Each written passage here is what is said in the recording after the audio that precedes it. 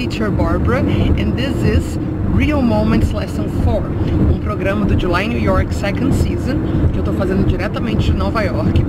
Dentro do July New York Second Season, a gente tem vários programas, e um deles é o Real Moments, que a ideia do programa é para você praticar o seu listening com native speakers.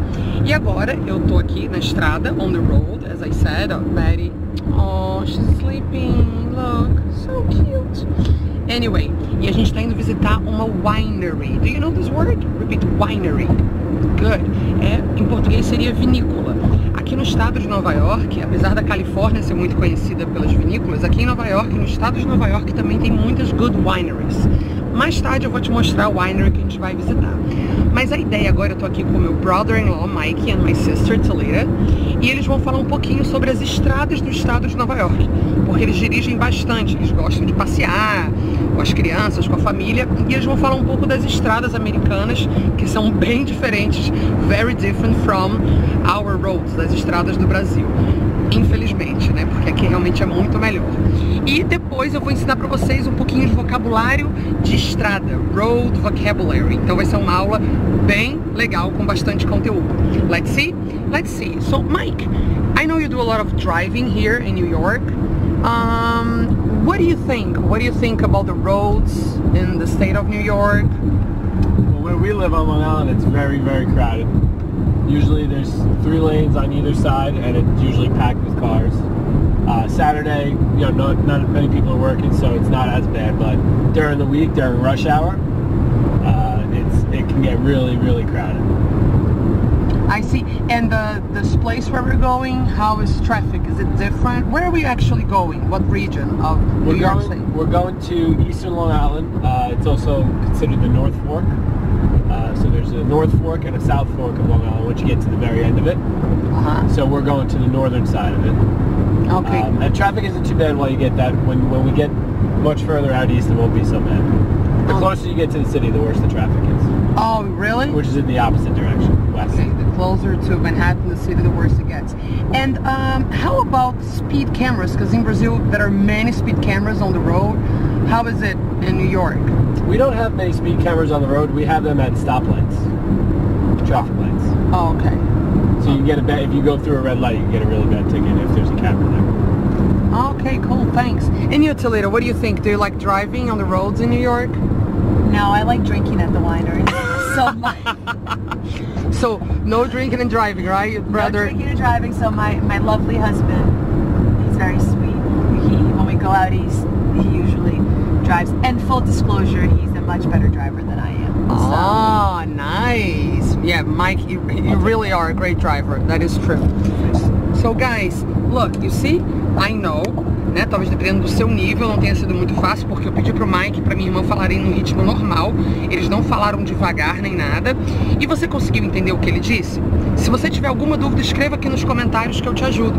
Inclusive, ele usou um vocabulário muito legal. Ele falou rush hour. Essa é uma palavra que a gente usa no português, a hora do rush, né?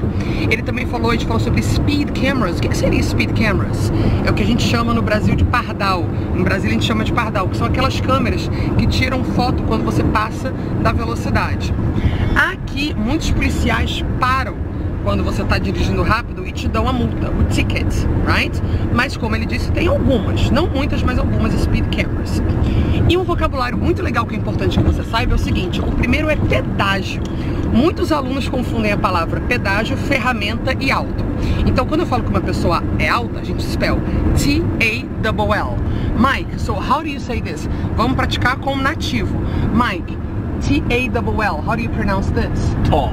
Very good. So a gente vai falar he's very tall. Good. But here on the road, a gente paga o pedágio. Como é que escreve essa palavra? T-O-L-L. T-O-L-L. And how do you say this? Toll. Very good. And finally, ferramenta. It's T-O-O-L. So how do you pronounce this? Tool.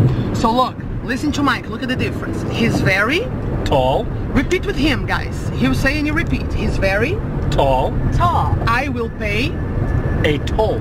Toll. And What do I use to fix things? A tool. Tool.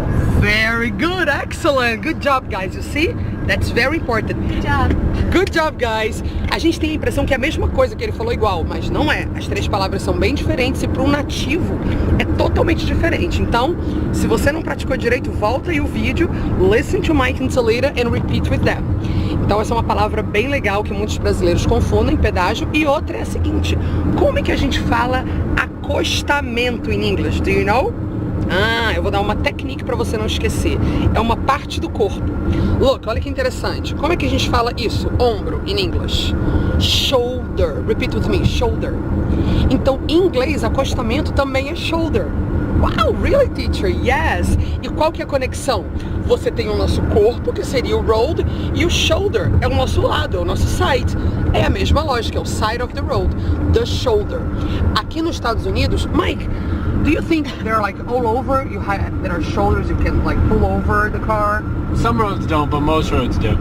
Ok, because that's very different. Vocês entenderam o que ele falou? Aqui nem todas, mas a maioria das estradas tem acostamento. Infelizmente no Brasil isso não é uma realidade, né?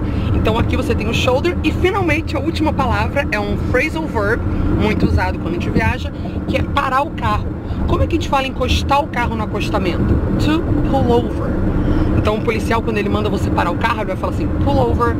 Ou se você tiver um flat tire, eu já fiz uma aula sobre flat tire, que quer dizer pneu furado. A gente fez uma sobre as aulas de English for Trips. Se você não conferiu, confira lá no meu canal Teacher Barbara Channel, que eu ensinei o vocabulário sobre pneu furado.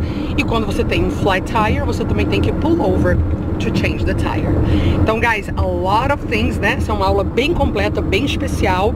Daqui a pouquinho a gente vai chegar na winery e eu vou mostrar pra vocês essa região, a winery e tudo que tem ali nesse local que a gente vai visitar agora. I'll see you guys soon. Let's see, let's go. Bye, guys. Ciao.